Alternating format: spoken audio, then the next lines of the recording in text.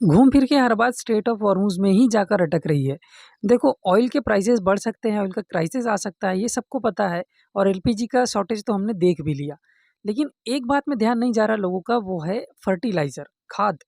खाद का भी बहुत गंदा वाला शॉर्टेज आ सकता है और इसकी कोई बात नहीं कर रहा। वैसे तो नॉर्मली लगता है कि क्रूड ऑयल से हमारे फर्टिलाइज़र का क्या लेना-देना, लेकिन ये सब कुछ कोरिलेटेड है। नेचुरल गैस से बनती है अमोनिया और अमोनिया से बनती है यूरिया और यूरिया जो है लगभग हर फसल के लिए बहुत ज़रूरी है। ब्राज़ील और यूएस के बाद इंडिया ऐसी तीसरी कंट्री है जो सबसे ज़्यादा खाद बाहर से इम्पोर्ट करती है और कंज़्यूम करने के मामले में हम दूसरी ऐसी सबसे बड़ी कंट्री है जो कि खाद कंज़्यूम सबसे ज़्यादा करती है और हमारे खाद की जो डिपेंडेंसी है वो गल्फ़ कंट्रीज़ के ऊपर बहुत ज़्यादा है क्योंकि हम जितनी खाद कंज़्यूम करते हैं उसका 49% हिस्सा इसी स्ट्रेट ऑफ हॉर्मूज़ से आता है।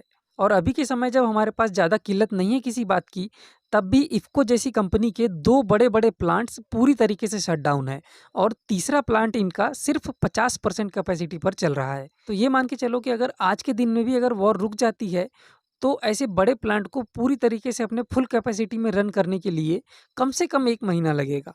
और खरीफ की फसल की पेरनी के लिए यही सही टाइम है और अभी जो हम फसल पेरेंगे उसके लिए यूरिया का होना बहुत ज़रूरी है। तो अगर ऐसे टाइम पे हमारे पास यूरिया नहीं मिलेगी और एक बार भी अगर फसल में लेट हो गई यूरिया, तो वो फसल बहुत मतलब अच्छी क्वालिटी की नहीं आएगी, उनमें बहुत सारी कमियाँ रह जाएँगी और कहीं न कहीं हमारे पास फूड शॉर्टेज आ सकता है और प्राइसेज़ की बढ़ोतरी हो सकती है। और यूरिया के बाद एक और खाद है सल्फ़र, ये भी बहुत ज़रूरी है खेतों के लिए और सल्फ़र का जो सबसे बड़ा उत्पादक है, वो है सऊदी अरेबिया की अरामको कंपनी।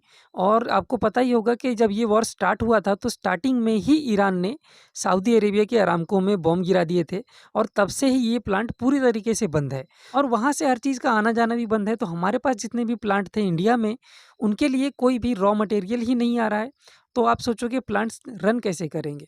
तो जब यहाँ से सप्लाई ही नहीं आएगी, तो यहाँ पर फर्टिलाइज़र बनेगा कैसे और बनेगा नहीं तो लोगों तक पहुँचेगा कैसे?